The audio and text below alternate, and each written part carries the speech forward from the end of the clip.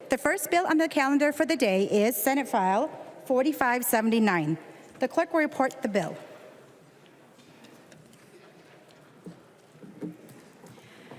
Senate File number 4579, number 1 on the calendar for the day. A bill for an act relating to energy, providing for and regulating shared metered utility service in residential buildings, the third engrossment. Representative Hollins, before you explain your bill, do you want to put the House language into your bill? Thank you, Madam Speaker. Yes, I would.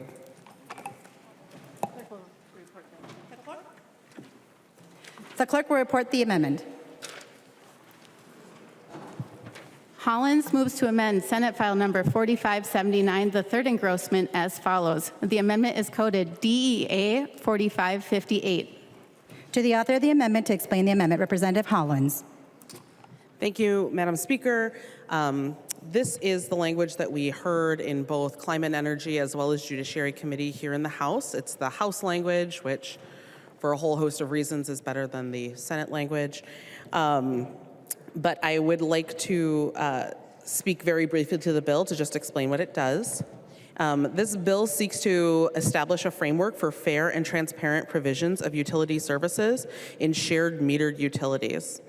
The problem this bill seeks to solve is the disparity of treatment and problems that have arisen for tenants who live in shared metered buildings. Tenants who live in directly connected buildings or single-family homes get their utilities directly from a regulated utility, are customers of those utilities with all the protections available under statute, rule, tariff, ordinance, bylaw, and long-standing utility doctrine. In contrast, tenants who live in a shared metered building have none of those protections. In shared metered buildings, tenants are not customers of regulated utility companies and get their utilities passed through by an intermediary, the housing provider, and sometimes even a fourth player, a third-party billing company.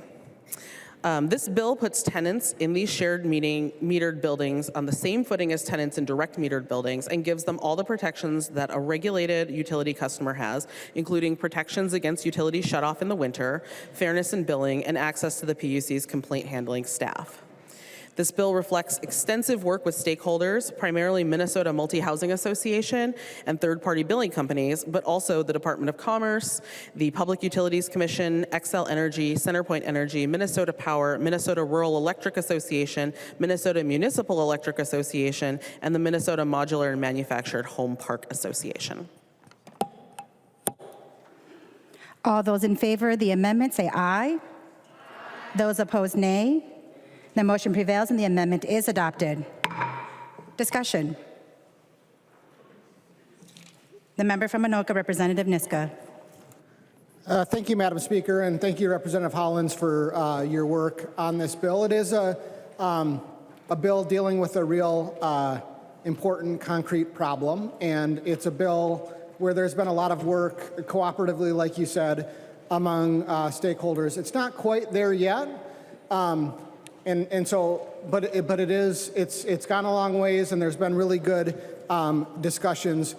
I'm going to vote for this bill today because I understand, and I, like you, have had conversations with many of the stakeholders around this issue, and I understand that there's still continuing work being done on this issue.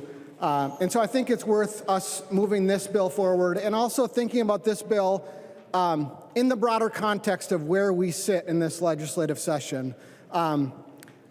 In the current situation, I think it's very important with the issues surrounding the legislature that we think about bills like this that are really, truly capable of garnering bipartisan support. And I think this is the type of bill that really should be the model of what we look at as a legislature over the next few weeks of this legislative session. This is the kind of bill that I think can lead to a good, orderly end of session for this legislature. So this is a good bill. It's not quite there yet, like I said, but it's the kind of bill that we should be working on in these final days of this legislative session. So thank you, Madam Speaker. To the member from Isanti, Representative Johnson. Madam Speaker, members, as Representative Niska said, there's some good work being done in this bill. Unfortunately, it's not quite there yet, and hopefully it'll get fixed in conference committee. But I have a feeling it could have been fixed before that. Would Representative Hollins yield for a question? Representative Hollins will yield to a question. Representative Johnson. Representative Hollins, this bill also deals with Chapter 504B, which is the tenant landlord law. I'm just wondering if you could explain why this bill never came to the Housing Committee. Representative Hollins. Thank you, Madam Speaker. Thank you, Representative Johnson. I don't have a concrete answer for you on that. We asked which committees it needed to go through, and they said climate and judiciary, and nobody had mentioned it going to housing previously. I would not have been opposed to that, but we just did what staff told us we needed to do. Representative Johnson. Madam Speaker, Representative Hollins, thank you for that answer, but I do wish it would have came to the Housing Committee because it does deal with the tenant landlord laws. In fact, it specifically lists 504B chapter. And I did look and it does change it slightly. I think it would have been a good idea to follow and make sure that when statutes are changed that the committees of jurisdiction of those chapters have an opportunity to make sure that the bill is in its proper form. The member from Hennepin, Representative Bonner. Thank you, Madam Speaker, and thank you, Representative Hollins. You know, I wasn't actually planning to speak up on this bill today, but I wanted to for a particular reason. So my uncle Pete, Lloyd Peterson, but they called him Pete, was a big proponent of fairness. And many, many decades ago, my Uncle Pete came to the legislature for a very specific purpose. An old school Republican who believed deeply in the concept of fairness discovered that one neighborhood near him in St. Paul was paying different prices for their electric bill than he was. And he found that to be fundamentally unfair.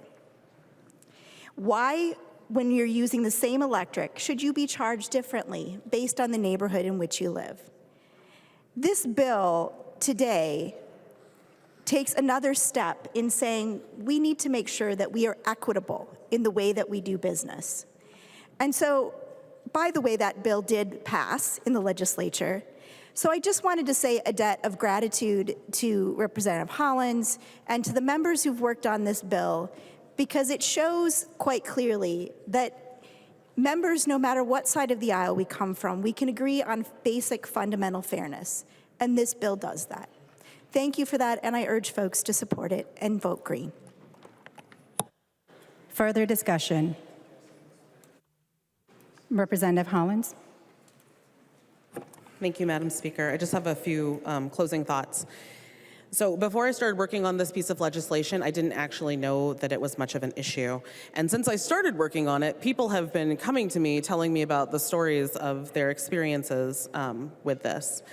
So for a bill that is, I don't know, I would say more technical and not quite as sexy, it really has real impact on people's lives. I met with a woman who didn't receive a utility bill for a month because of for months because of a clerical error, and then was asked to pay $500 all at once with no recourse and no option for a payment plan. I met an elderly woman who had inconsistent and unclear fees added to her electric bill with no explanation, and it was incredibly difficult for her to budget how to pay her utility bills on a fixed income because of that. I met a young man who was not allowed to pay his rent until he had paid his utility bills, which effectively put him at risk of eviction simply for having a late utility bill. And I feel like everybody here can relate to having a late utility bill. I literally have one in my purse right now that I'm gonna try to pay during this floor session. So what this bill does is it makes sure there's consumer protections for everybody, that there's equitable allocation of the energy that's being used, and that there's regulatory oversight. It provides a guarantee of transparency, consistency, and consumer protections for one of the most important necessities in our modern world, electricity. I would love to see that board light up green. I hope you can support the bill. Thank you. The clerk will give the bill its third reading. Third reading, Senate File Number 4579, as amended. Third reading. Any further discussion on the bill? Seeing no further discussion, the clerk will take the roll.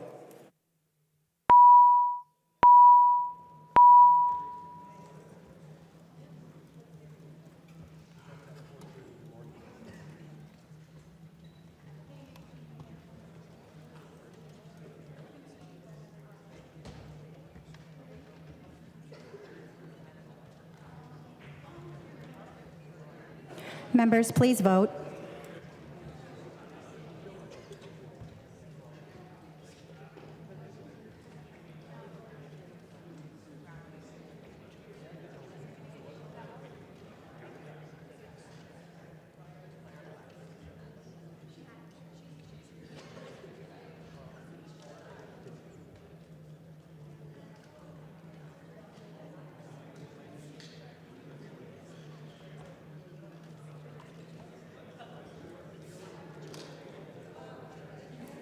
Will the chief clerk call the names of the members voting remotely?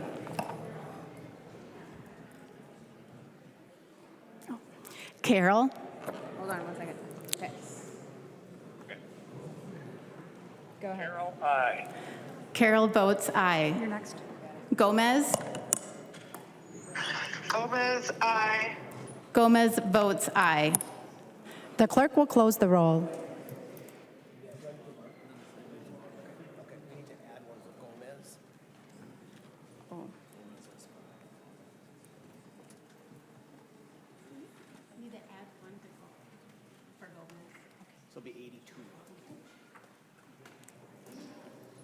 There being 82 yeas and 44 nays, the bill is passed as amended and its title agreed to.